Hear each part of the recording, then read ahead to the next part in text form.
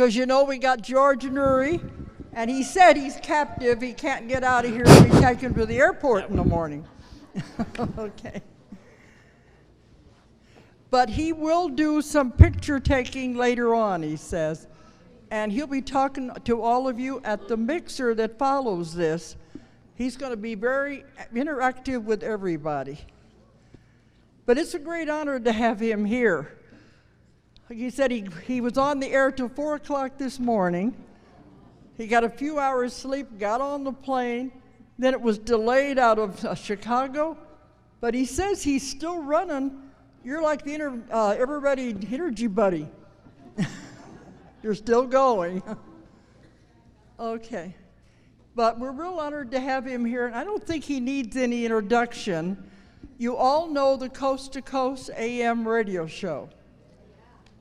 To me, I think it's the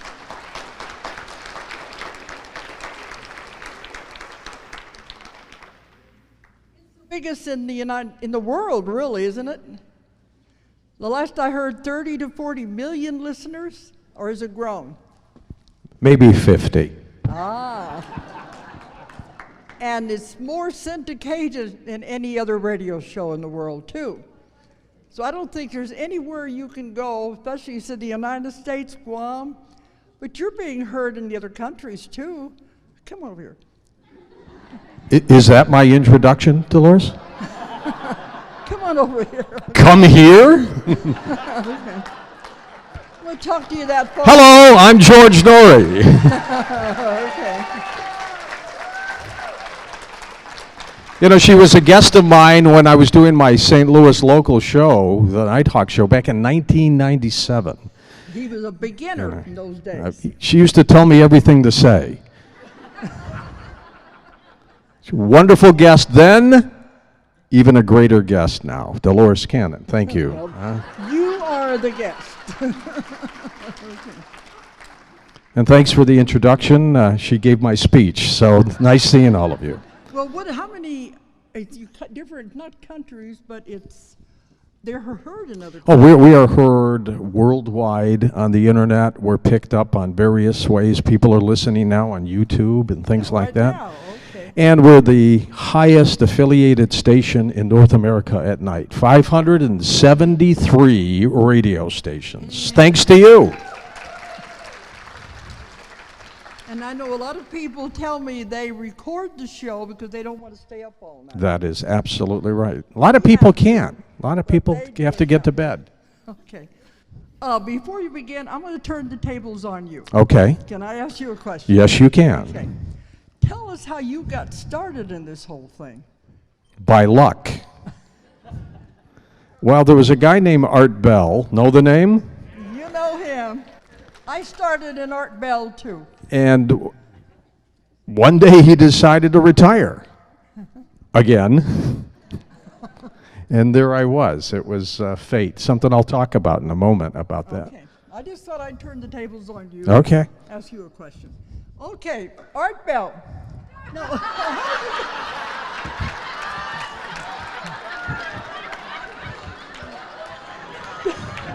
I'm going to drop you down Mel's hole. Talk about a Freudian slip. Where did that come from? God, he still follows me around, doesn't he? I have no idea where that came from. Thanks, Nostradamus.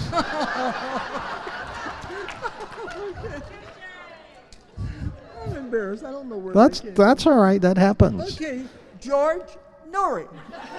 Hey, thanks, Dolores. Now you got it. I've got to tell you, in my life, that's the first introduction. Come here. Thanks, Dolores. Now, how many of you live in Arkansas? Where are you all from? Everywhere. Truly amazing. How many of you have been to any of my other events? So this is a first for all of you? Great. I can say some of the jokes that you haven't heard. Well, it's great to be with you. And, you know, as Dolores was saying, I got off the air at 4 o'clock in the morning, St. Louis time, Central time. Then I was picked up at 9 o'clock and whisked over here. And the St. Louis flight this is strange. They don't have a flight from St. Louis to Bentonville. So I had to fly to Chicago, landed at O'Hare, had a delayed flight because the pilot wasn't there. He overslept or something. They had to look for a new pilot. Those are always weird when you're getting on a plane and they say, the pilot's not here. Are there any volunteers? But I made it. It was a great flight, and here I am, and thank you for inviting me. I appreciate it. We're going to have a great time here. You know, one of the things I always insist on when I travel to various events, and I'm all over the map these days, is so I don't want to drive because I don't know where I'm going. I just simply ask for a driver to pick me up at the airport and to get me to where I have to go. And Dolores was kind enough to do that for me here. And I always, other than today, travel with my producer, Tom Danheiser, who's like my right-hand assistant. And he's in Los Angeles, so I basically gave him the weekend off. I said, Tom, look, I'm in St. Louis. This is a quick flight for me. For you in LA, you know, you got to travel halfway around the globe. Don't worry about it. I'll handle it by myself. Big mistake. We land here at the airport, and I'm going, so where's my car? It's not here. And so I called Tom, and he said, I don't know, it's supposed to be there for you. And I'm waiting, and I'm waiting, and I'm waiting, and the car's not there. And I'm looking at my watch, and I'm saying, you know what, I got to get to where I'm supposed to go. I'm running out of time. I called Tom back again. I said, Tom, what do I do? He says, take a bus. I said, take a bus? And he said, yeah, take a bus. So the first bus that came down by your airport, I jumped on. It was a senior citizens bus. I had no idea where I was going. I was sitting in the front, and the bus driver said, look, I can get you really close to the hotel. You might have a mile to walk after I drop you off. And so I sat there. Now, while we were doing this 25-minute trip down to this hotel, which is a great hotel, it's huge, this little old lady, she must have been about 90 years old, kept walking up to the driver, handing him peanuts. And he kept popping them in his mouth. This must have happened 3 or 4 times. And I'm watching this going, this is weird. And so by the 5th time she comes up to him and gives him a handful of peanuts and he pops them in his mouth, he finally said to her, lady, don't you like peanuts? And she stopped and looked at him and said, oh no, we're in the back. We all love peanuts. We just don't have any teeth, so we suck the chocolate off them first.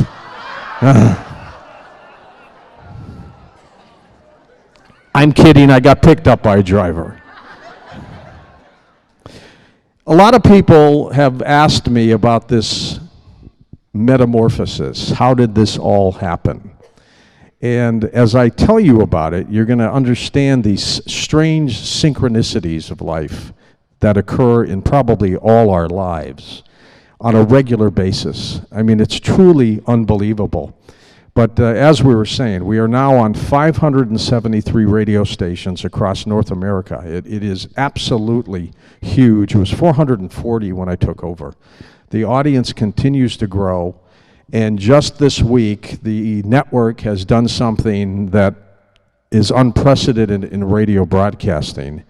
And that is they basically insisted that I sign a very, very long-term contract with them to keep us going well into when astronauts land on Mars. And so I did, and I wanted to share that with you today. You know, it's really fun. I am now making $2.25 an hour, but I'm happy. But people ask, you know, how did this all start for you? What happened? Let's go way back when I'm 11 years old. And I have an out-of-body experience. I stayed home from school, never missed school, but this day I had a fever. Stayed home from school, and I woke up in what I thought was a dream. I'm bouncing up on the ceiling, and I realize there's something wrong here because I can see myself in the bed. And at that very instant, it rammed me right back into my body. Now, in those days, we didn't have computers. I mean, you had to go to the library if you wanted to research anything, and that's what I did. And I stumbled across a book on astral projection by two Englishmen, Sylvan Muldoon and Hayward Carrington. It was called Projections of the Astral Body. And I realized that's exactly what happened to me. And from that moment on, I was hooked with these mysteries, these unusual things that were out there. And short time later, a few years later, my mother gave me a book called We Are Not Alone that was written by Walter Sullivan. He was the New York Times science writer at the time. And I just digested that. And then Look magazine. Remember magazines? I don't know if they have them anymore, do they? But they did the story on the Barney and Betty Hill case, the interrupted journey of the alien abduction case, really the first major one out there.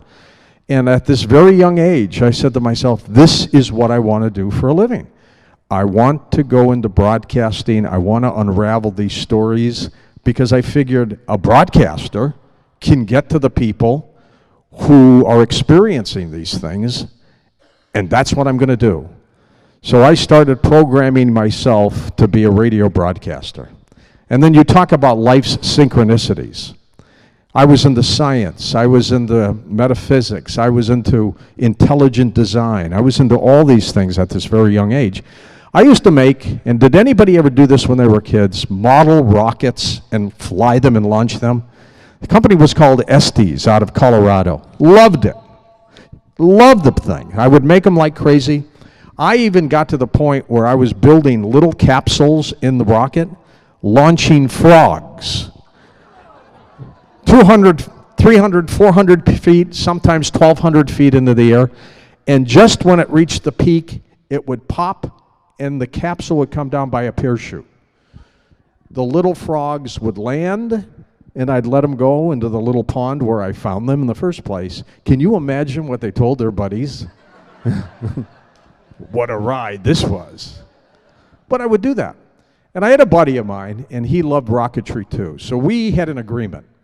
I said, listen, you take these little engines and you put them in the rocket and you launch it, but I'm going to broadcast the launch to the entire neighborhood. And so he'd hook these little electrodes up, and I would go, 10, 9, 8. I must have been 15 years old. And, I'd get down to 0, he'd hit the button, and he'd launch the rocket. And then you talk about synchronicity. I end up being a broadcaster, and my buddy, his name is Gary Frank, built the engines for the space shuttle. Now, isn't that weird, how all these things happen? So then at the age of 19 years old, I get my first broadcasting job. I'm a production assistant, which is a glorified title, which means I got coffee for the people who work there. But I had a great time doing it, and I learned, and I just digested it. At 21, I got my first radio job on the air, and my very first radio interview was with Stanton Friedman, the person I call the father of modern-day ufology, who's still a regular guest on Coast to Coast. And it's a small world. But then, to tell you how this evolution occurs, I interviewed Dr. Benjamin Simon, who is the psychiatrist who was dealing with the Barney and Betty Hill case. And, I couldn't get enough of this. And I asked him specifically, and I will always remember this. I said, were they telling you the truth? And he said, based on what they think happened to them, they were telling the truth. They were not lying. They didn't make this up. I don't know what happened to them.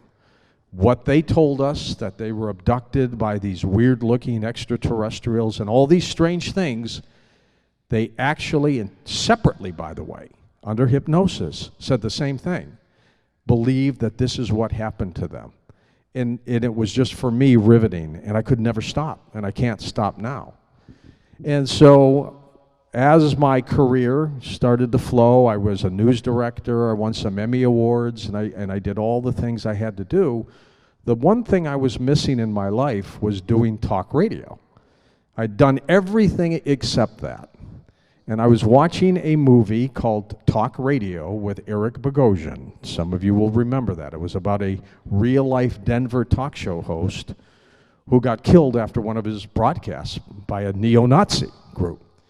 And sad ending there.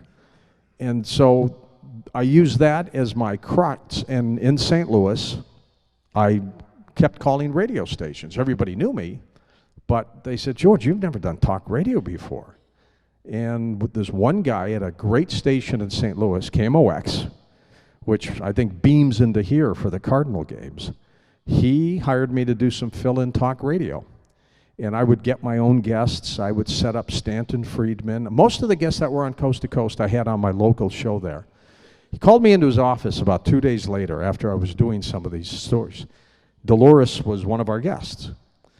And he said, George, I want you to do talk radio. And I said, well, Tom, I am doing talk radio. And he said, no, you're doing UFOs and this Nostradamus stuff. And I just want you to know there's no future for you doing that. He, to this day, kicks himself for saying that. Well, eventually, a fellow by the name of Mike Siegel, you remember Mike? He had filled in when Art retired the first time, and he started doing Coast to Coast, but I knew him. And I said, Mike, if you ever need any backup, you know, send my tape to the folks at the network. I was in St. Louis doing my little show, and he said, okay. Well, about 2 days later, I got a call from the network that said, can you do some fill-in for Art Bell? And I said, you mean Mike Siegel? They said, no, Art Bell, we've just let Mike go. And I said, gosh, how weird is this? And so I became Art's regular backup guy while I was still doing my local talk show in St. Louis. As Art began to wane again, his back started hurting him, and he had some other personal issues, and he decided just didn't want to do this anymore. I would be the regular backup guy that they would call. Now, I would be on the air in St. Louis from 9 p.m. to midnight, and then Coast to Coast would be on from midnight to 4 in the morning. So I would get done with my local show at midnight and run down and do Coast to Coast in another little studio for the network. And I did that 2-3 times a week, and it kept getting more and more. And they would call me on some days, I kid you not. I'd be on the air doing my local show, and they would say, we don't know if Art's going on tonight, so you need to be ready to do the show. And I said, you got to be kidding me. And I said, well, how will I know? They said, when you hear the Coast to Coast theme and don't hear Art say anything, you're on. And I said, you got to be kidding me. And he said, no, that's just the way it is. So I'd go in the studio and I'd, you know, dun, dun, dun, dun, dun, dun, dun, dun, dun. And if I didn't hear it from the high desert, it was me. And that started, and then eventually, back in 2002, Art decided to retire, and thanks to all of you, here I am. I've made one mistake. I made one mistake in my broadcast career. Well, I made two. I'll tell you the other one in a second. But when I came in 2002, full-time 2003, I said, what a glorious, smart promotion this will be when I retire at the Mayan calendar end date. It's 10 years away. And then all of a sudden, when it was 2012, and we were getting close to December 21st, I said, I ain't gonna retire. That was one mistake. And another one I did locally in St. Louis was a woman had been killed by her boyfriend. He didn't like the steak that she had made for him.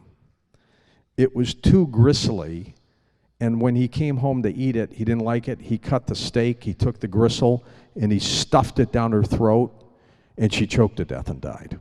True story. Manslaughter. He didn't want to kill her, but he killed her. He was getting out after 6 months. The sister of the dead woman and the dead woman's daughter were furious. And so they came on my show, and we were talking about the case. And they're both crying. They're both upset. And my very first question to both of them was, why are you so upset? What's your beef?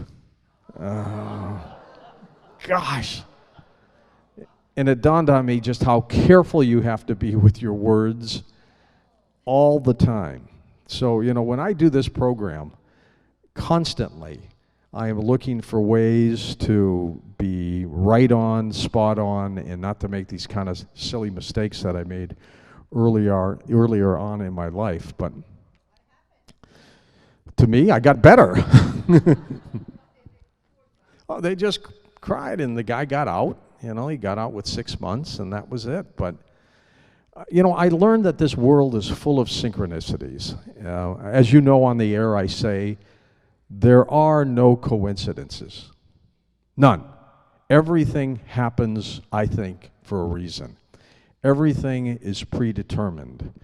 Why would I interview Dolores Cannon back in 1997 on a local radio station, and then now she continues to be a guest on the syndicated show? These things don't happen by accident. There's something, and I don't know exactly what it is, that manipulates and moves and pushes these things that are deep within all of us all the time. I mean, how many of you have had these synchronicities happen? Constantly. I mean, it defies logic. You just can't figure it out. And so I just go with the flow now because it's there. There's something in the universe. There's something, and Lynn McTaggart would call it the field. There's something that we're all interconnected to on a regular basis, and you just might as well go with it and understand it and be prepared for it, whether it's in your dream state or anything else. We're all interconnected. I believe that in your dream state, you can make things happen. I would, when I would go to bed before the Coast to Coast job came about, concentrate on the one guy who had the ability to hire people. That was Alan Corbett. And then I'd go to sleep. Several days later, he was the one who called me. How does this happen? It's synchronicity, and believe me, there are no coincidences. How many of you have seen the movie Network? One of my favorites. The late Peter Finch played the part of Howard Beale. And my favorite line was how government is taking advantage of people, which I want to talk about here in a second. And he would say, look, leave me alone. Just give me my radial tires and my toaster and my television. Leave me alone. I'm as mad as hell, and I'm not going to take it anymore. And so we're going to do this quick exercise for a moment. Those of you who have the ability to stand up, would you please stand up? Look at Dolores saying, what is he doing? At a count of 3, this is just the cleansing part. At a count of 3, I just want you to yell out, I'm as mad as hell, I'm not going to take it anymore. I give you my word, you'll feel better. You ready? 1, 2, 3. I'm as mad as hell, and I'm not going to take it anymore. Let's do it another time. That wasn't loud enough. 1, 2, 3. I'm as mad as hell, and I'm not going to take it anymore. One more time. 1, 2, 3. I'm as mad as hell, and I'm not going to take it anymore. Feel better? Now I want you to hop on one leg. I always wanted to control an audience that way. What is happening to our planet? Looking at our text messages, reading our emails, monitoring things that we have. I just had a story a few days ago where every car probably has already been recorded, the license plate. That no matter, you make me going to the grocery store, police have a record of where you were or whoever was in that car at any given time. As I have told Alex Jones many times, and why this consciousness ability and all of you getting together is so critical. We are at a point in our lives where what you are seeing happening worldwide right now is happening all around the planet, and eventually it'll happen here. People are fed up with government getting involved in everything they do. Anybody here from the NSA? I bet you are. There's one person here from the NSA. Look to your left. Look to your right. Is it him or her? Are they taking notes? Huh? Are they sweaty? You know, I have so many guests on Coast to Coast, and just when they're about to talk about something very critical, their phone line goes dead. Just clicked, just like that. I had Jordan Maxwell on one day, and he said after he was clicked off, he could still hear voices saying, "You think he got the message?" It is very, very strange. So we are going through a period in our lives right now. And that's why programs like Coast to Coast and Alex Jones's show is so critical to keeping you aware of what is happening so it just never happens again. This poor old Edward Snowden, who's now got temporary asylum in Russia, nobody wants him really. Is he a traitor or is he a hero? I think a hero. I think this guy saw all these heinous, stupid things that were being done under the auspices of protecting us from terrorism, and he couldn't take it anymore, and he was mad as hell, and he decided to say something. And good for him for having the guts to come forward and to say something like that. And that's what we're going to do for you too on Coast to Coast. We are not going to stop. You know, we are not going to let them win. I think we're going to go through this incredible moment of life, this huge roller coaster, but in the long run, we're going to win out. They cannot control the masses. They'd love to.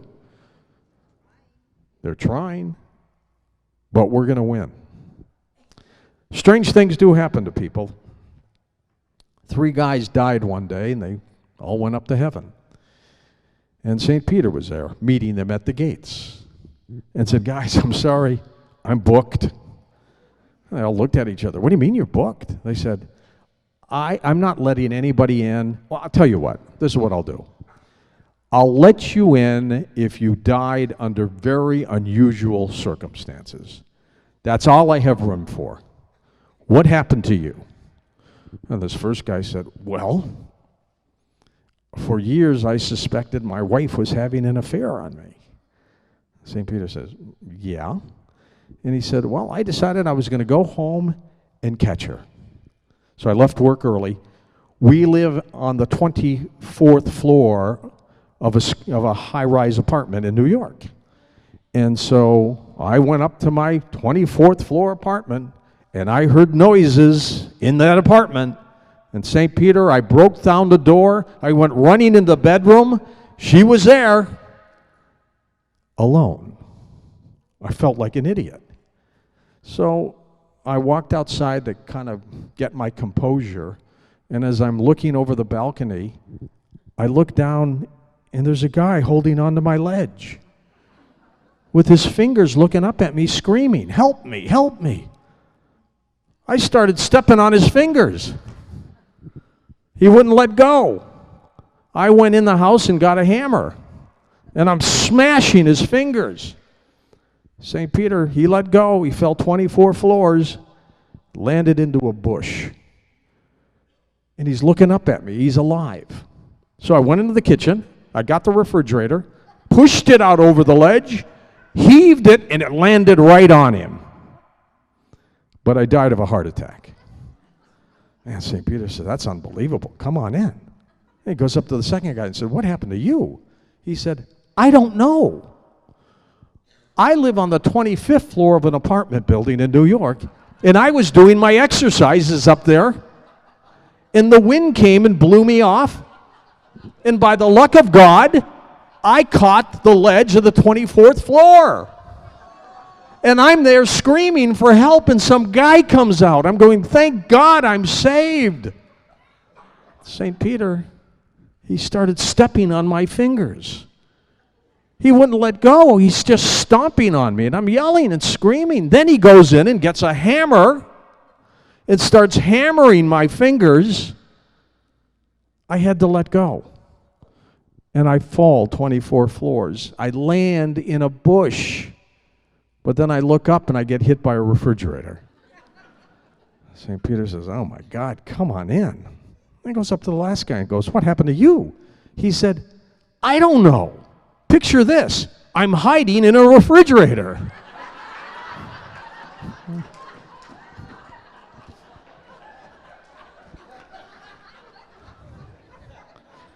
See, life takes some strange turns, doesn't it? There's a little couple in Springfield, Illinois. They went to the state fair every year. Every year. And every year they would argue over a $50 helicopter ride. Every year. He'd want to do it, she wouldn't. And the same pilot would hear this argument every year. Over a $50 just for a helicopter ride. Finally, after like the 8th year, the pilot, hearing them bicker, said, folks, I'm going to do something for you. And they went, what? I'm going to give you a free helicopter ride. It's free as long as you can sit in that helicopter and not open your mouth at all. They said, fine, we'll do it. So he puts them in the helicopter, and they're spinning around, they're going up, they're going down, up and down and up and down. She falls out.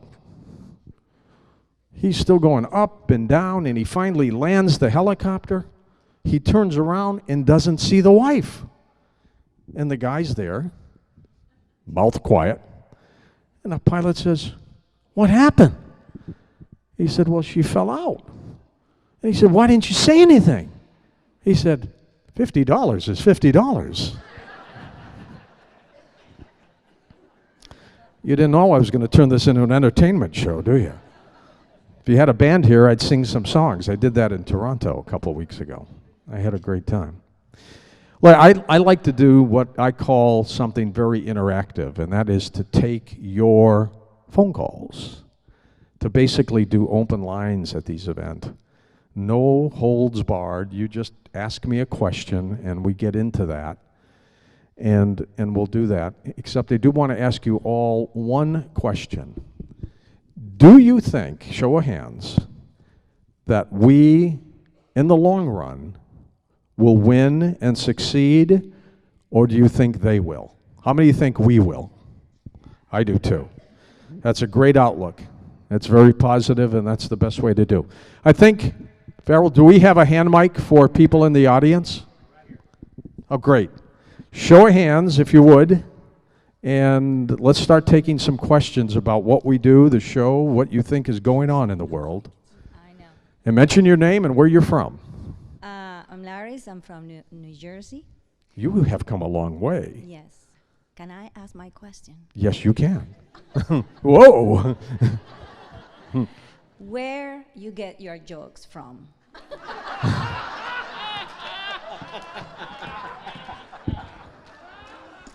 Well, let me ask a question to you first. Do you like the jokes? No, don't answer. I find them from places. Or they find me. I happen to like them. Did you? Yeah.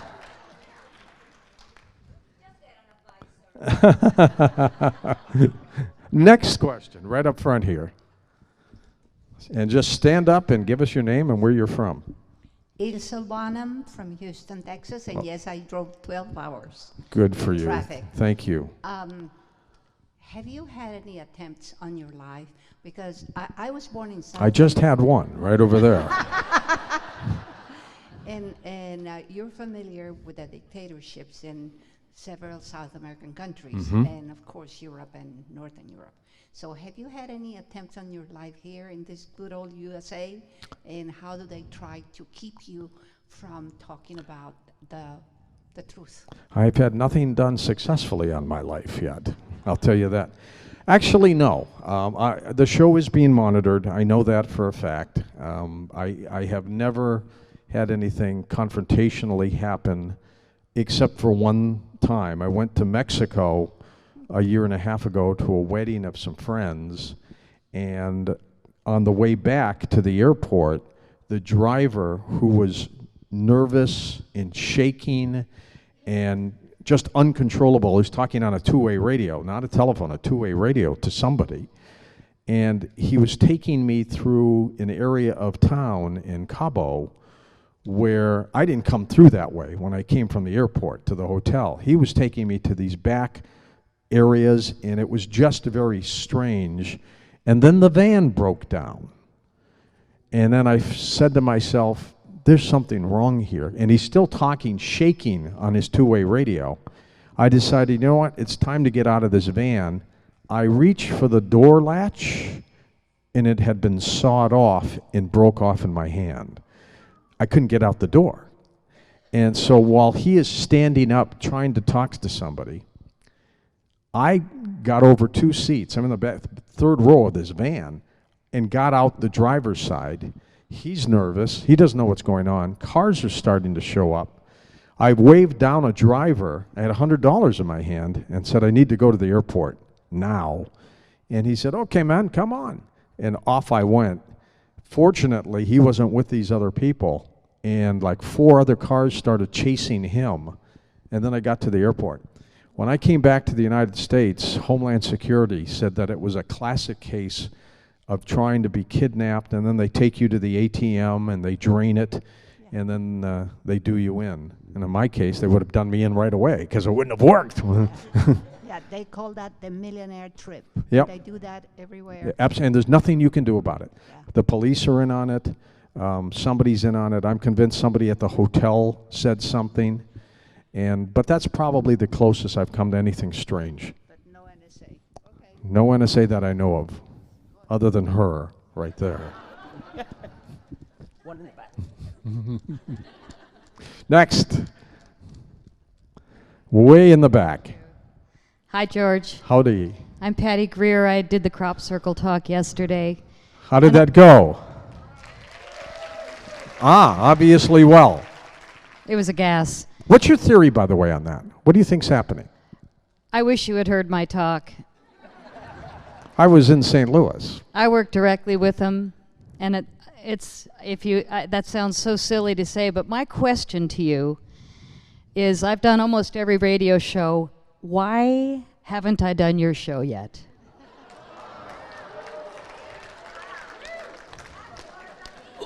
I'll defer that to my producer, Tom Danheiser. Tom? Oh, he's not here. He's talked to me twice. Anyway, I am so glad I got to say that to you. No, have you pitched them hard? I've talked to Tom, and I don't even want to say this out loud, but I did talk to Lisa. I would love to be on your show, and it's about friggin' time. Now tell me, though, why haven't you been on? Why do you think? So I can probe it a little bit more. You are the most... I'm clueless. It's the only show. Everybody I've called is like, bang, in a week or 2 weeks or a month. But your show, I have been waiting, so I am so delighted just to say it to you and have everybody here that heard me yesterday. Was it on a 1 to 10? Was it different than most crop circle talks? All right, I will give you my word. We'll push it, and I'll get into it.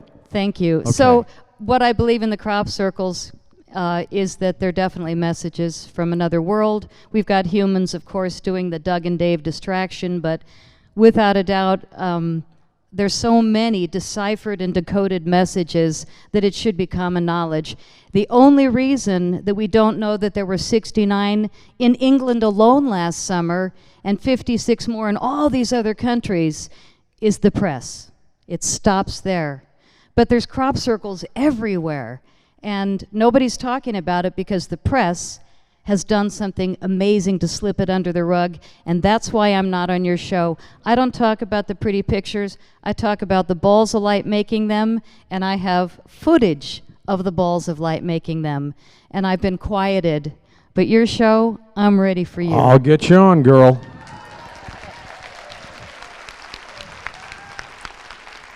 You make sure I personally get your information before I leave Dodge, all right? Oh, that's right. We have a party. Hello. Howdy. My name is Mike. I'm from St. Louis. I drove in from Jefferson City. Oh, hey, Mike. How are you? Good. How you doing? How was the weather out there today? Pretty good. Good. Have you seen the movie Thrive or Sirius? It's on the subject of... I've seen Sirius. I've had Dr. Stephen Greer on the program. Okay, And very good. it's a remarkable documentary and very strange, isn't it? Yes, definitely. Have you seen Thrive? No, I have not. It's kind of related. He's also on that one as well. Okay. Sirius is, of course, about a small, what could be an extraterrestrial. Nobody really knows yet, but it's very strange. With strange DNA, they just can't figure out exactly what this creature is. It's only about this big, but truly looks like a little ET. Elongated head and everything else. And it lived. I mean, it wasn't like, an aborted fetus or anything like that. This thing they thought lived 4 to 5, 6 years. Yes. George, I listen to your program all the time during the afternoon or mornings, and you have so many wonderful people, so many enlightened people on your show. It's just amazing. Number one question, who picks out all those people? Number two, I get chills when I listen to these people, and we are a transformation conference here, Do you receive the same kind of higher frequency from these people as you're doing the show?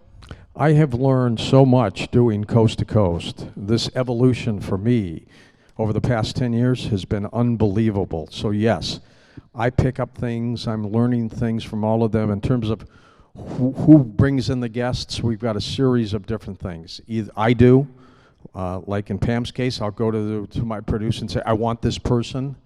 They do, and then a number of other people solicit. We get a lot of emails from listeners who have ideas from certain guests and things like that. Keep in mind, we're the only syndicated show that is live 7 nights a week.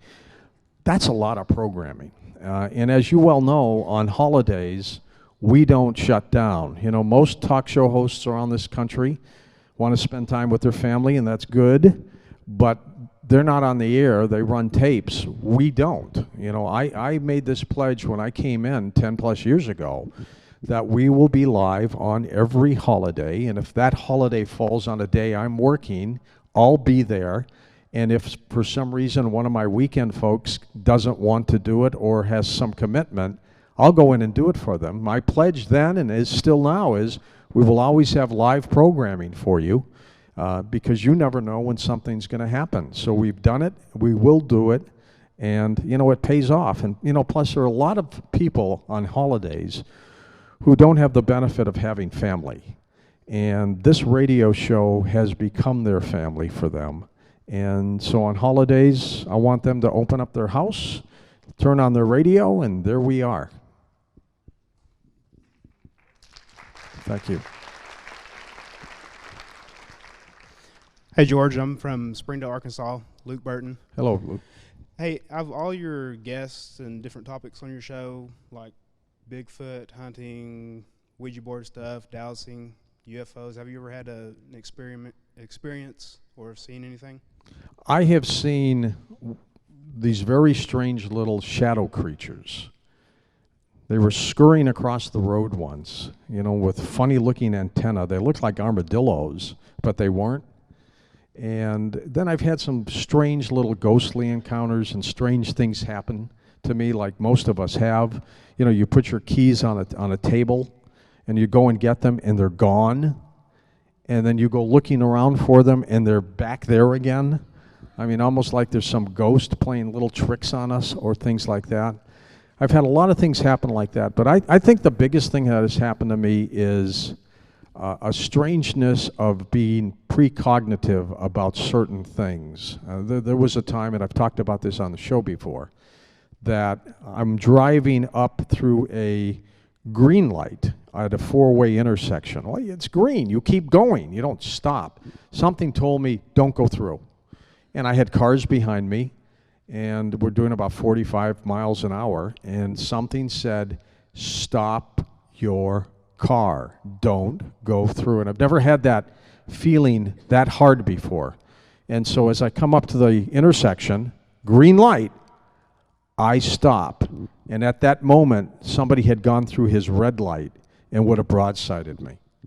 I don't know how this happens, but I'm beginning to think that we have this connection with what's out there, and you know, it's a protective mechanism, and it allows us to tap into things like that. And I think that's what happened to me. These things are happening to me far too often now. There are no coincidences. Yes. Oh, over there. Okay, we got a lot of hands. Hi, my name is Mary Lee Kinsey. I used to live in St. Louis County, and thank you for taking my call. You are welcome. I've got to go to a commercial, though. I'll be right back. And I have to hold. Some people have held for up to 2.5 hours. Incredible. In a program. I mean, I have a little clock on this computer screen of mine, and it tells you how long that they've waited, and it's unbelievable sometimes. Somebody, but they don't want to hang up. My question is, That's right. most of the media are under a gag order on certain topics. On your show, Coast to Coast, is it possible for you to interview someone else who's not under a gag order to talk on a certain subject that would normally be bleeped?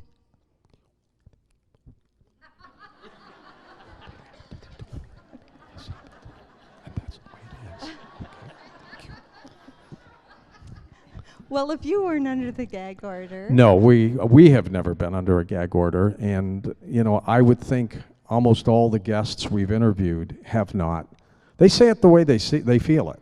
I've never really had anybody hedge their bets or hedge what they're going to say. I have a guest for you that I'd love to hear you interview that has their own website online and wants to get the news out about the law that was passed in, I guess it was 2000, by Bill Clinton, signed into law but never enacted. It was ratified but not enacted, and it's called NESARA, N-E-S-A-R-A. Was that just an executive order? It was an act that was enacted, and we're waiting for some miraculous thing. There's some reason why it's not being enacted, but it would definitely change everything for the better, and I would love to have you interview this one guest that is very knowledgeable about that subject. Okay, well, get everybody the information for me. Show of hands. Hold your hands up so he knows where he's going. There he is. Phil Donahue in the background, running. Ken Elliott gives his wishes to your producer, Ken Elliott out of Colorado. Hi, Ken. But anyway, concern that I have, and I know that you had something on a program about the food supply, particularly of what's happening with Monsanto, and hate to say this word, Tyson, here in Arkansas, about what's happening with our food supply. I've heard reports that we're dumbing down Americans, causing obesity. What was really covered in your show? I went to bed before that happened. Shame on you. We do a lot of programs on genetically modified foods. I mean, come on. If you were at a grocery store and you saw a sign that said, this tomato has been genetically modified, compared to one that wasn't, which one are you going to buy? And they're paranoid that there's going to be that kind of effort. I find it interesting that 2 days ago, Monsanto is pulling out of the European market with 3 genetically modified foods. Yeah. Good for you. I think it's dangerous to play around with Mother Nature, and one day this is going to bite us all in the behind in a big way. And, you know, the bees are dying. The food system is all screwed up. These poor kids in India, though they say they may have been poisoned, 23 kids died with foods that were genetically modified. Something's going on with that. So our shows are constantly toward that direction. Yes? Hi, Mr. Noory. Hello. My name is Laura Josser, and I'm from Sapulpa, Oklahoma. Okay. And I just wanted to know, have you ever been truly frightened by a guest or a topic? Yes. Do you remember the name Benjamin Krem, the representative of the so-called Antichrist, whom he said was the Maitreya? This guy, when he was on the air, I was getting emails and fast blast messages from listeners who were getting sick, physically sick. The more he talked, I mean, he seemed like a pleasant guy, but the more he talked, the weaker people got, until it got to a point where I was beginning to feel woozy, and I had to take him off the air because it was just a very strange circumstance. And he said, well, okay. And I don't know if he's the world's greatest trickster or doesn't realize what he's doing because of who he thinks he represents. But it was the most bizarre thing I've ever gone through. That was a scary part. There was another episode where, you know, I've bounced a few guests off the air, not a lot, but we had a guy on who was supposed to talk about his visit to Portugal to talk to the then Sister Lucia, one of the children in Fatima. And he said he had this exclusive, she told him the third secret and all this. And so when he's on the air with me, and my first question to him was, so tell me about this meeting with Sister Lucia. He said, I can't, it was confidential. And I'm going, I've got 3 more hours to go. So we went to a commercial. I had producer Tom talk to him and said, look, if you don't talk about why you want it on, we're going to have to end the interview. And I went back, and he said, well, we'll see what we can do. Came back on, asked him again, said the same thing, and I just ended it, went to open lines. When you hear us go to open lines early, something has happened to the guest. Yeah. I mean, I remember a day I was on, 3-hour interview with a guest. See, with Dolores, you don't have to worry about that. With Dolores, you ask her one question, you can go to the bathroom and come back, and she's still talking. You don't have to worry about that. But with so many other people, you ask them a question, and you go, so, was the devil really in that room? Yes? Hello? So those things do happen. Yes, who's next? Hi, Joan from St. Louis. Hello, Joan. Hello. Have you emailed me before? No. Okay. But I will. I get a lot of Joans from St. Louis. I want to know what happened to the Coast to Coast in St. Louis on 550. Oh, I'm on 97.1. All right. It was a perfect, seamless transition. I made that switch. Okay. It was a very strong FM signal, and the ownership carries my show in some of their other markets. And, you know, we were #1 in St. Louis on KTRS. I had been there 16 years. Yep. I heard rumors that they may get sold, and so 97.1 jumped up and said, do you want to switch? And we said, yeah, let's do it. So that's where we are. I worked 3rd shift, and I was ready to quit my job. Yep, same time, Me and everything. my Coast to Coast. It never was off the air. It went straight to 97.1. All right, good. Okay. Thank you. You're welcome. Happy now, right? Yes. Yeah. George, my name's Matt Rowland from Jefferson City, Missouri. First, I just want to thank you for what you do.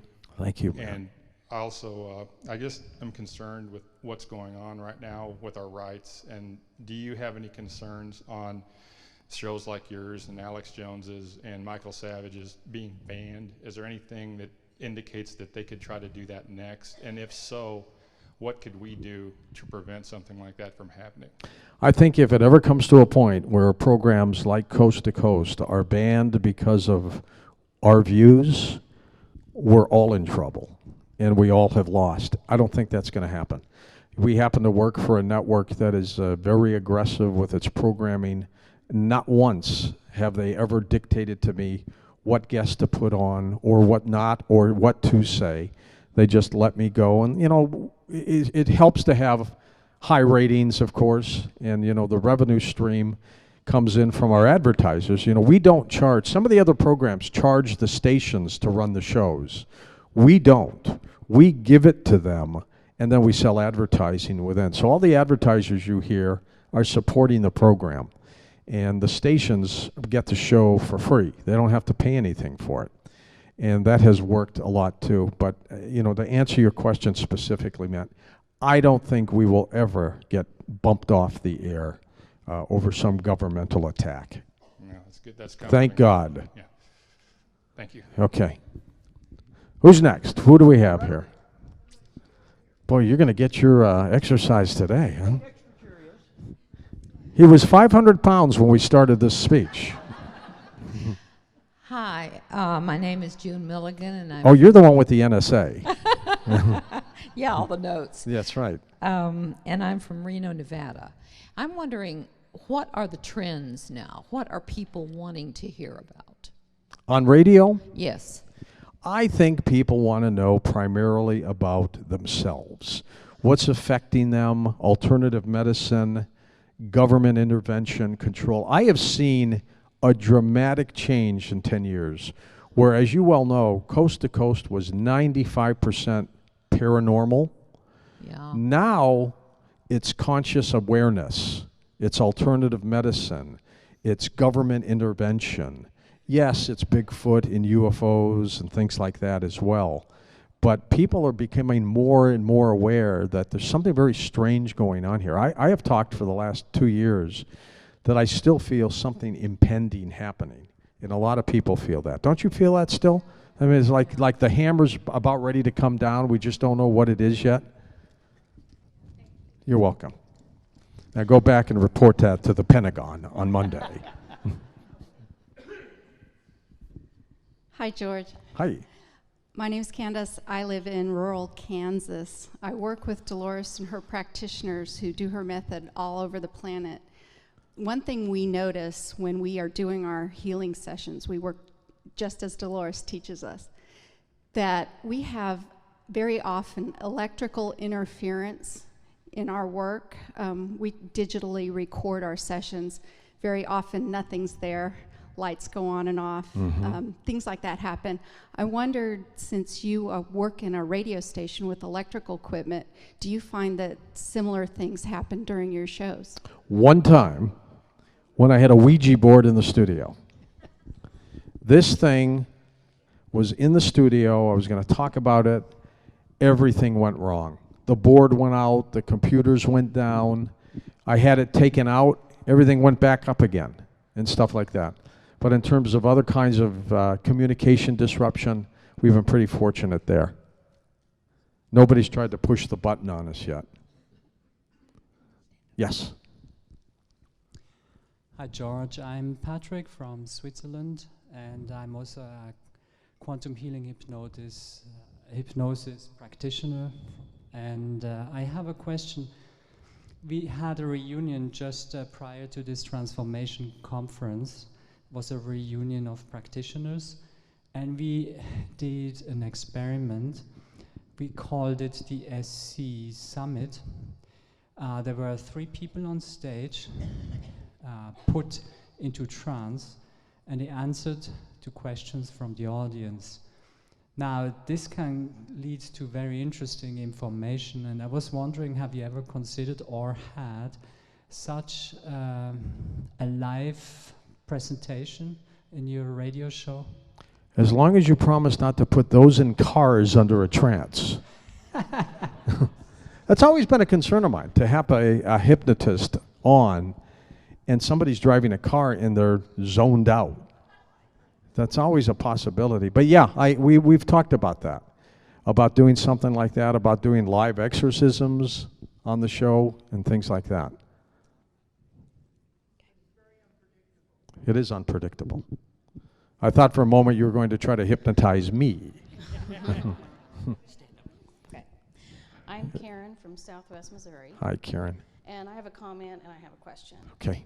Okay, my first comment is thanks to you is how I discovered Dolores Cannon because I heard her on your show. Perfect. So that's awesome. And then I was wondering if you have a favorite guest. Dolores Cannon.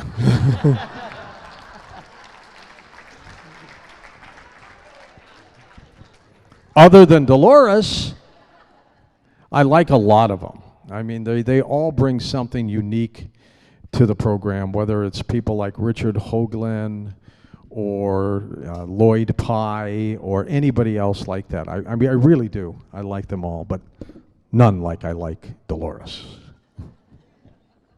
How'd I do? Yes. With so many things, my name is Jose. Have no idea where I'm from, but I live in Dallas, Texas. Great city. Yeah. One of my questions is, with all the things that we have to be aware of as far as mind control and genetically modified food, I rarely hear people ever talk about machines and the evolution of machines and how machines are evolving by the second. And there's the whole singularity movement, and I just want to know what your opinion of that was, and is there a possibility that you may fear this, or should we be excited about machines, and like, what are your views about Funny that you say that. We're working on a show on robots and how they are and could take over the planet in an unbelievable way. I mean, we think that they're just technical machines. Eventually, they'll have brains where they're be able to make their own minds up and tinker with stuff and do things. So we're working on that. That's a huge story. And by the way, isn't this something that today is the 44th anniversary of the landing on the moon? Isn't that something? Let's not forget that. What a remarkable achievement. Now, anybody here think we did not go to the moon? Really? Couple here. Okay, yeah, I think we did.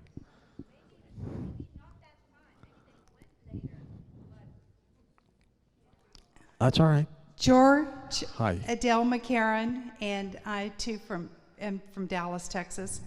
I'm a longtime listener to Coast, and I want to commend your show and all the guests. And I want you, if you will, please, to tell us a little bit more about your aunt, who was Shafika. MD, and Yes. And died. But she was also interested in metaphysics. She was a psychiatrist and changed her practice to the study of telepathy and the paranormal.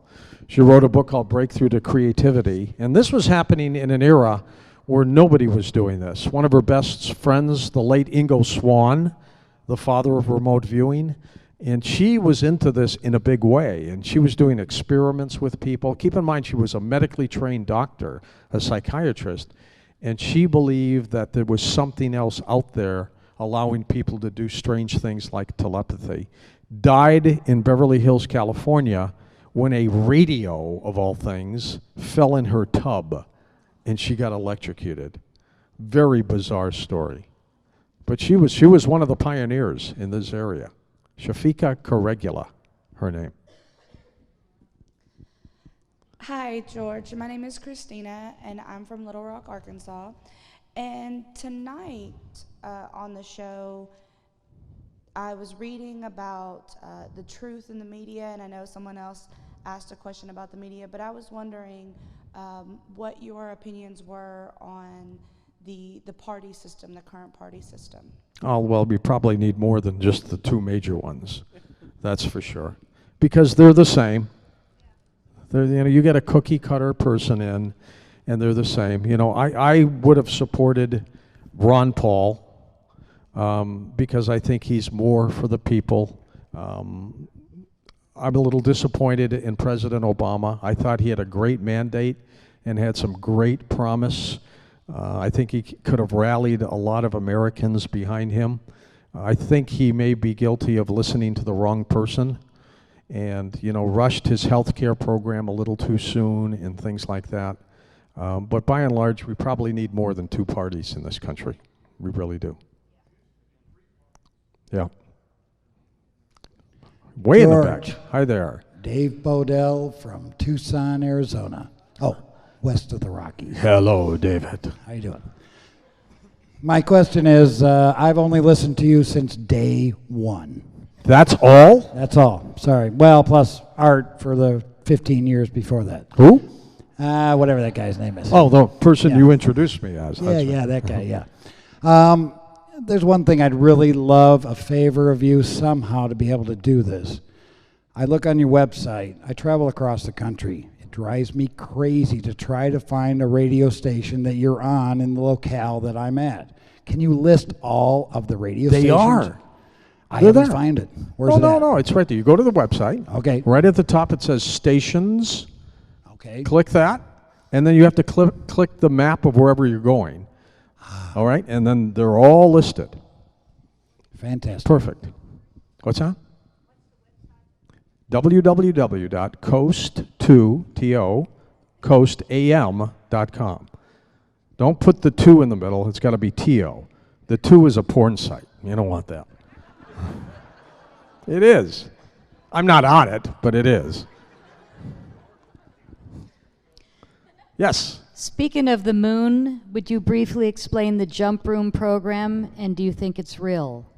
Now, you're going to have to educate me on that. I'm not familiar on that. Then we'll drop the subject. Click. But I'll check into that. Or maybe you will when you're on the show. Hello there. That's me. Yes, it is. I'm Jan from Atlanta, Georgia. When I listen to you do You're Sylvia Brown, the psychic, aren't you? Don't tell everybody. When you do an interview with a client and they've just written a book, you are a tremendous interviewer when you ask some of the great questions. I feel like you must spend all your life reading to know what to pull out of that book that we want to know. So how much time do you spend in prep for an interview with someone you don't know? Let me explain my day to you, just so you can get an idea. The guests are generally picked out a week or 2 in advance. When I wake up in the morning, I have a home office. I'll go through my emails. I'll pick the bumper music I want to play that night. I'll send my producers news guests ideas. You notice that I do a news segment at the top of the show, and a lot of these people come on to react about breaking stories. I'll set all that up and do that, and then we start prepping the guest.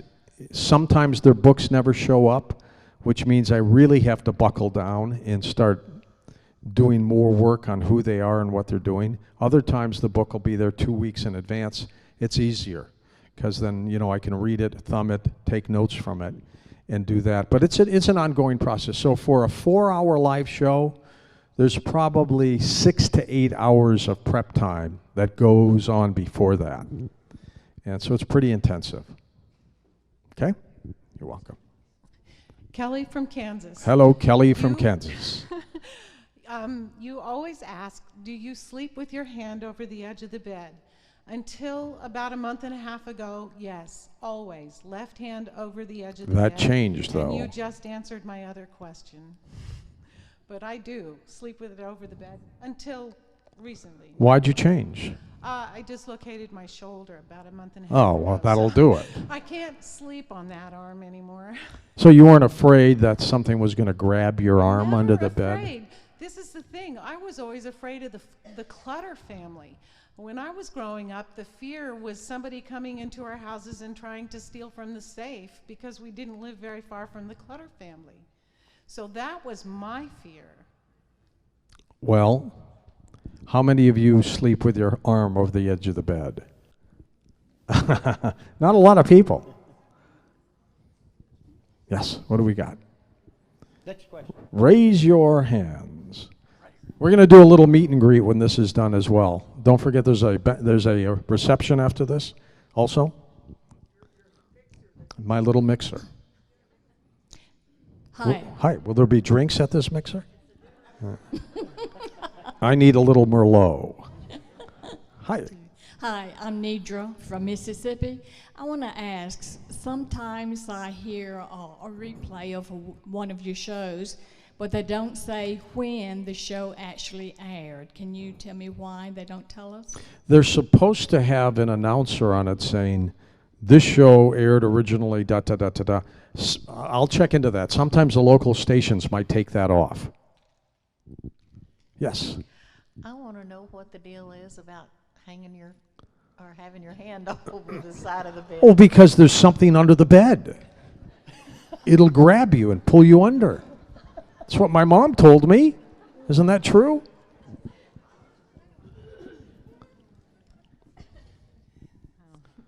Hello, it's Laura from Mattoon, Illinois. I know it well. I can't say I've ever listened to your show, I know. Oh, really? Would you take her mic away from her, please? Thank you. I'm going to be starting when I get home next week. You have to. We'll As a start. matter of fact, my commanding officer, when I was in the Navy, owned 2 radio stations in Mattoon. His name was J.R. Livesey. Livesey, yeah. Did you know the family? Yes, we know. See? Jim Livesey. Anyway, the question is, out of all these years, obviously since I haven't listened, is there one program that has impacted you the most over all these years? Well, you know, we do get interesting phone calls from people. I got one several years ago from a woman who said that her husband got abducted by aliens, that he was never late coming home, but he came home this time and told her he was abducted. And she's calling me saying, George, he was so nervous, they did something to him. I'm thinking, what they do, probe him? Who knows? And she said he was shaky, he was sweaty. And do you know what else they did to him? And I said, no, what? Those extraterrestrials, they took his wedding ring. The guy forgot to put his ring on. Then I had a lady who called me crying one day, very sad. She said that she couldn't see any stars.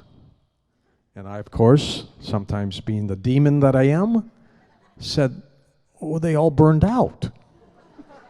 And then she started crying. And I said, stars have a finite life to them. So all the stars that you see, they're gone. And she started really crying. And then I said, oh, by the way, what's it like where you live right now? She says, it's cloudy out.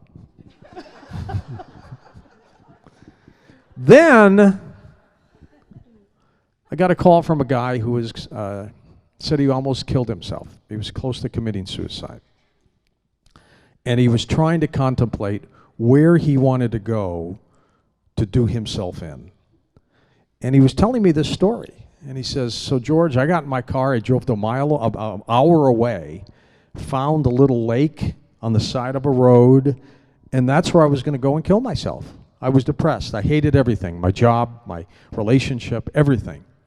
And while I was there contemplating how I was going to do this little old man came by and sat down next to me, a little old farmer, coveralls, sat down right next to me. There's nobody there. He sits down next to me. And we just started talking about everything, about life and about this.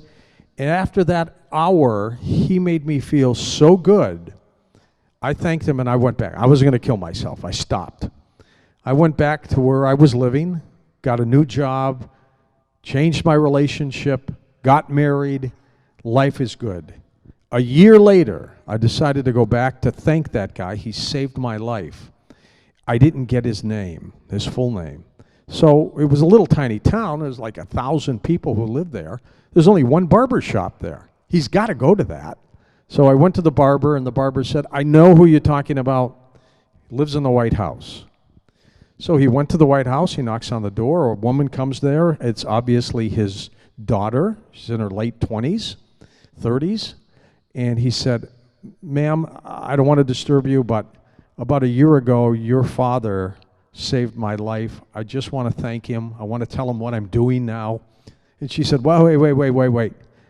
You're the 5th person to come up and say that to me.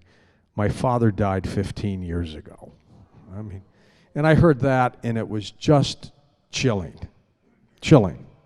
I got a call from a Springfield, Massachusetts police officer. He was working that night, and he's on the phone with me talking about some paranormal experience he had, and he said, "Oh my God, George, somebody's out here stealing a barbecue pit from the Home Depot. He's wheeling it away." I said, "Well, go get." He said, no, I'll stay on. You know, they had these like lapel phones.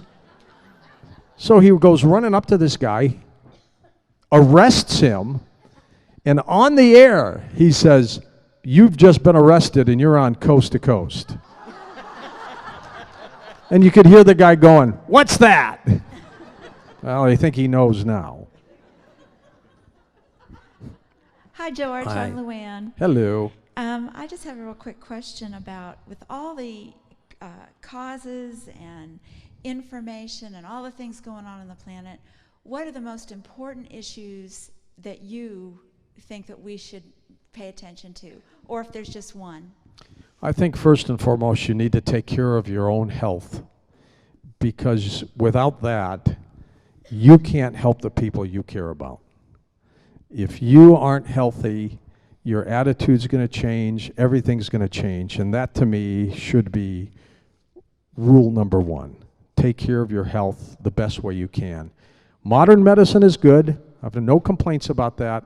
I think Big Pharma is trying to pump too many pills down our throats and stuff like that, and you should do the alternative and the spiritual as much as you can. But that's your first and foremost goal. Take care of that first. You will find everything else falls into place after that. You really do. And with that, I would wish that you would continue to keep my sister in your prayers. She has been battling stage 4 brain cancer. She had a tumor removed about 8 months ago, and last week the doctor said it's growing back. And her daughter's getting married in September, and her only wish is to make that wedding. It's a very advanced stage.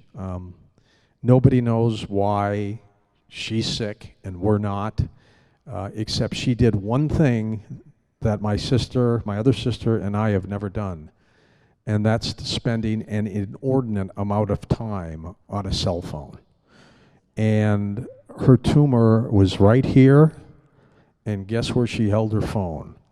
She was on the phone for hours a day, talking to her daughters and everybody else. I'm convinced that had something to do with it. But throw her in your prayers. Her name's Glinda, if you would. Yes? Yes, I'm Cindy from Forest City, Arkansas, and before you had your out-of-body experience, did you have a specific religious or spiritual view, and has it changed since you've grown and done all the different type of shows? At the point, I was 11 years old, so I was pretty young to have a real strong religious view. But I was raised a Catholic then. I mean, I got my communion and I did all these things, and I'm still a Catholic, but not a practicing one. I think religion is for each person to decide what they want to do. I'm very spiritual. I believe that there's a higher power. I'm still seeking the answers, what that might be. But in terms of organized religion, for me, it is not. Some of the things the Catholic Church has done in hiding situations with its priests and stuff have tremendously turned me off. And I just think that I have a better connection with the man upstairs without going through anything organized. If you do it, if you're organized, that's, you know, that's for you. Far be it for me to tell you otherwise. Yes. Hi, I'm Christy from Hi, Christy. Branson, and I was, actually I had a question, and then you just brought up your sister Linda, so I just thought I should kind of get this out there. I cured myself from cancer and lupus. Good for and you. I don't know, all sorts of other stuff, so I just wanted to know if you knew about Facoidin, and if she does want to heal naturally, I would be happy to help. Just get that out of the way. The question we've tried to, she's taking some stuff, but she wants to rely on traditional medicine. Yeah, Very difficult to get her to do that otherwise. Absolutely. Yeah. We can't force anyone to No. want to heal, but I do have 100% success Thank rate. you. Brain cancer, big tumors sticking out of people's heads, and so if she was open to that. The question is, though, of all of the guests that you've had on the show, who has inspired you to make changes in your life the most? Dolores Cannon.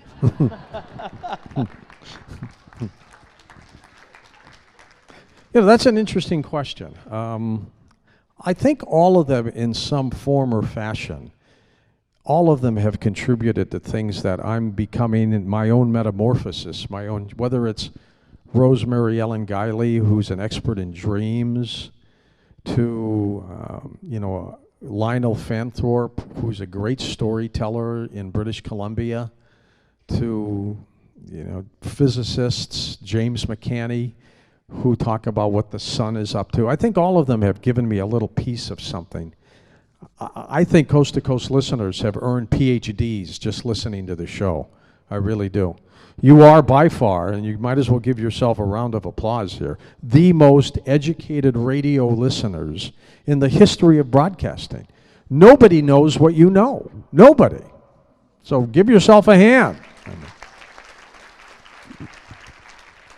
I do have one question for you as well, George. Yes, sir. You've been involved in this for a very long time, and what I would like to know is your belief, have we been visited by other cultures that may be external to our world? Besides the woman from the NSA. The NSA is not counted. Yeah, I think so. I think Zecharia Sitchin's theory of extraterrestrials coming here and seeding us, I think the book of Genesis clearly points out of some kind of visitation, fallen angels and things like that. What's that all about? I think we've been visited. I think we're still being visited. Hello there. Hi, I'm Sarah from Fort Gibson, Oklahoma. Hello, Sarah. What ancient site have you heard about that you are most interested in visiting, or that you have visited that just fascinates you from what you've heard about it? I would like to go see the pyramids at Giza in Egypt, if things ever calm down out there. So what about the Bosnian pyramids, and have you heard about them? I've heard about the Bosnians. We've done a couple of shows on them. Richard Hoagland's going out there in another month or two. That too is fascinating. I'm really perplexed at how these pyramids are all over the planet. I mean, it's just like somebody had a plan and did it. Hi there. Mary Lee again, thank you. Now, you know the 30-day phone call rule, don't you, Mary Lee? I know that. Frustrated, I hadn't called in years. Just listening. So now you have 2 in one day. Well, this question is about, what do you think about Billy Meyer being visited from the Pleiadians, and there's some book that's written called The Talmud of Emmanuel that some people think that even Billy is a reincarnation or a time traveler. He might be. All I know is Billy Meyer took amazing film footage of UFOs at a time that we did not have computers and Photoshop and things to doctor. And if those are real, it's amazing. If they're not real and he concocted it, he may be one of the greatest film guys ever. I think there's a lot of truth to the Billy Meyer story. Yeah, he's only got one arm. Yes, hi, sir. John from Oklahoma. Just curious, but what is your opinion on John Teeter? The time traveler. Yes, sir. Great story. Interviewed Teeter's family's attorney out of Florida. He's convinced there's something strange going on.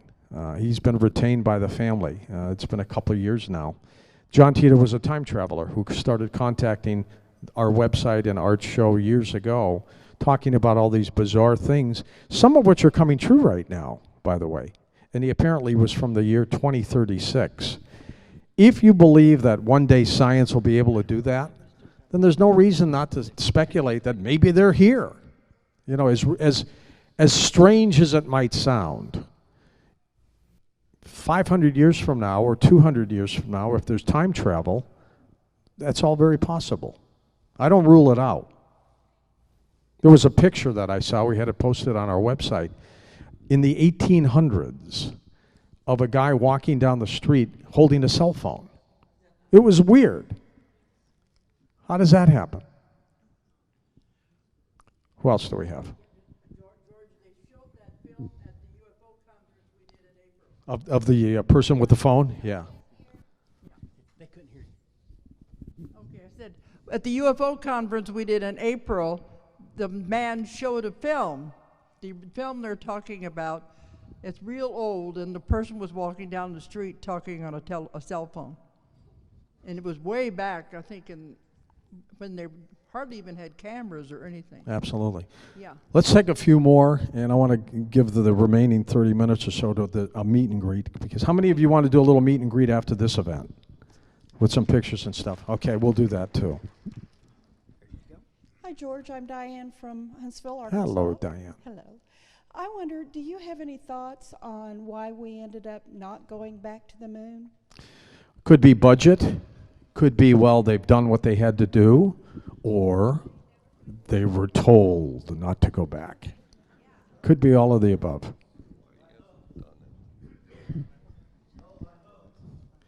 ETs, probably. Yeah, I think if we were told not to go, they told us. Probably through those who run government. The puppeteers, the puppet masters. Yes. Why would they do it? They keep so many things from us, it's unbelievable. Yes, sir. You've done a lot of things with Dolores. Why haven't you done a session?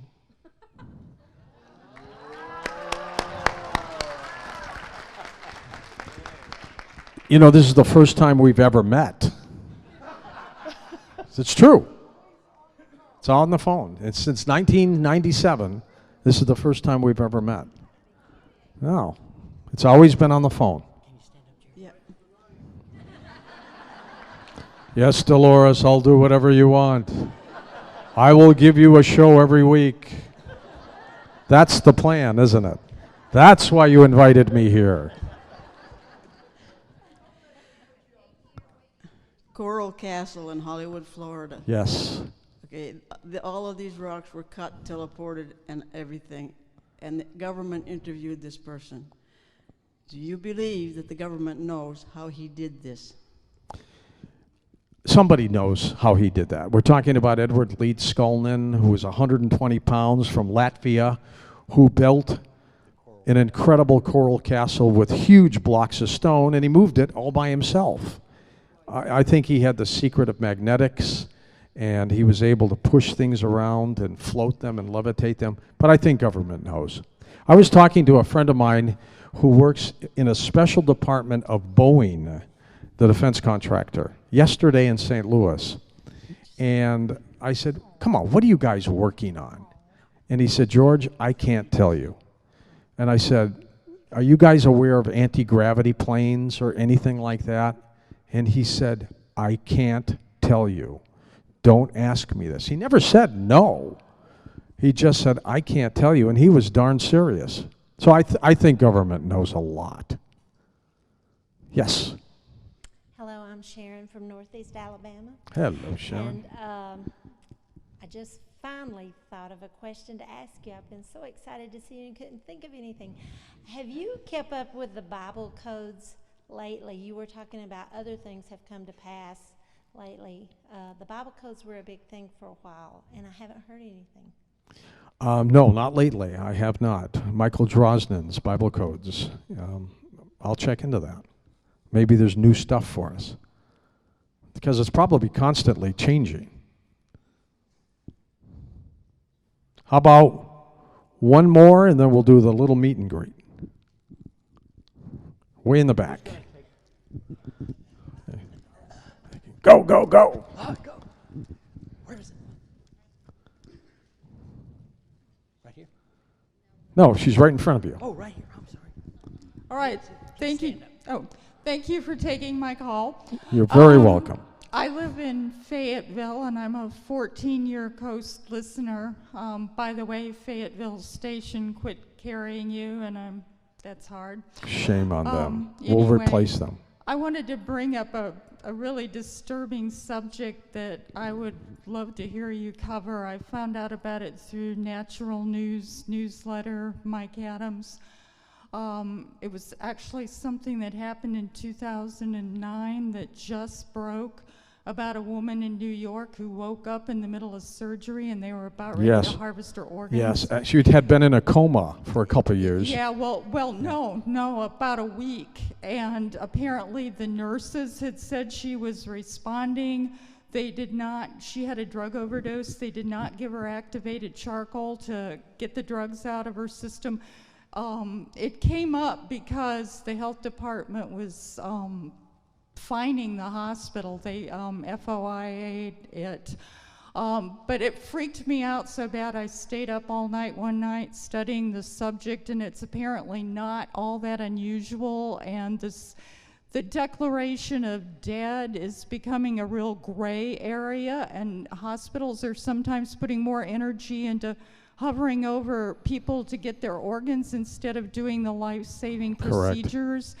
And just the whole thing about organ transplants, given that some people take on the person when they have the transplant and all that, it just seems like there needs to, well, I love your perspective on vaccines and cancer and all that. That's my favorite subjects, is the whole health thing and the GMOs and the food. And it just, some of us are scared to death to go into a hospital for a whole lot of reasons, and that just added another one.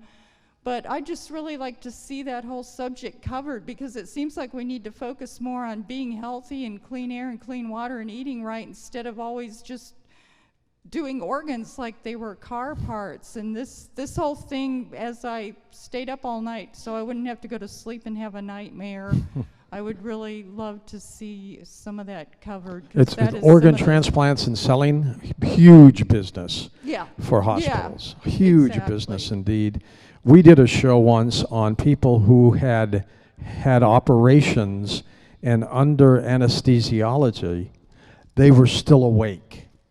They actually knew and could tell what was happening, that they were being cut on, and unbelievable stuff. So that's a great subject as well. Anybody have any more before we do the, yes. That's okay, scream. I'm going to start listening to your show. I have to. Well, I would hope so. Okay, but on PBS, public, I heard a program about this man who wrote, or I don't know if he's a doctor or he's a scientist, wrote a book. And he says that the thing is that our bodies are worth over $3.2 million when they are harvested little by little, by parts, okay? So now it is a very well-documented book. I can't think for the life of me the name of the guy, but it would be very interesting, because he was on PBS on a Saturday morning at 10 o'clock in the morning last year. And that is the reason, And my father had a heart transplant. This was 17 years ago. And the price of the transplant was $530,000. That was Dr. DeBakey, the one that did it in Houston. One of the first, yeah. So we are worth more hearts. We're worth more dead than alive, aren't we? $3.2 million? Yes. Your body parts are worth $3.2 million? What are you doing tonight? Well, they harvest everything. They harvest the skin. They harvest everything. And I don't think that is right, because I just don't think, but thank you very much. You are very welcome. How are we doing on time? How are we doing on time? We got time for the meeting? Okay, the meet and greet will be 25 minutes or so. Okay, why don't you make a little announcement about the little meet and greet after this? The little get together. The little dinner, the thing, the banquet. Oh, For yeah. how many of you are going to that? How many of you aren't? See, it's already, you You don't got have to some. advertise it. Well, tell them where it is and what. It's here. What do you mean here? Here? No. You're going to call me Art Bell in there too? Free lunch every day, and it's where we have the lunch. It's on the other side of the vendor room, which is just right down the hall. George, can I tell a little story? It deals with your show. Sure. I think I Come told on up here. it. Okay. I think I told it on the air for your show after the last one, but it was a weird thing that happened. You know, a lot of people can't listen all night, so they Right. record. And I got an email after I did your show. This has not been the last one, it's a couple back. And these 3 ladies said they all recorded the show with these, it's a different kind of a tape recorder. That Different, goes a long for the time. Versicorder, or there's a couple different kind that they can do. Okay. And they said the next morning they wanted to play it back and gave what they got. The one played the show back, and they didn't get any show. There was a sports game on instead. And she calls the station, and they said, oh, we're not carrying George Noory anymore. That was what was on, but they gave the call letters of the station. So then the other woman, they were all friends, she got the same thing, a recording of the sports show. The third one got the show. What happened? Did it give There you out? go, there you go. The third woman got the recording of the show. And they all had the call letters on all 3 of these. Now, what happened there? One of them got the show, the other 2 didn't, living in Memphis. And it was a week or so later, we did a talk in Memphis. They all showed up. They said, we came to just tell you this really happened, and they're elderly women. We did not lie. We have the tapes to prove this. Now, what happens? We go in and out of dimensions. Did that mean in one dimension, the show was there, and the other dimensions, it didn't exist? Tell me the dimensions I'm not on the air. But Because we'll fix that. She said later, when she called the show, a day or 2 later, they're carrying it again. So what happened? Did they go into another dimension and come back again, or what? You What never do you know. think? You never know. How about a little meet and Now greet? he is Want to in do it all right over here? dimensions. Do a little Now he's quickie thing over there. broadcasting everywhere, all dimensions. Thanks, by the way, to all of you for supporting Coast to Coast. Appreciate it. Thanks to you, Dolores, for bringing me here. I'll see most of you at the other event.